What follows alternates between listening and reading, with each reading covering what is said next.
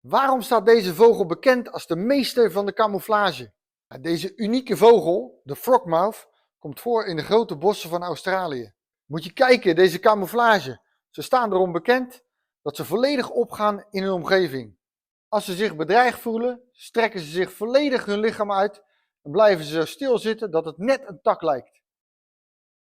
Ja, en daarom noemen ze hem ook wel kikkerback. En als je vliegt, dan vliegen ze helemaal geruisloos, net de Special Forces.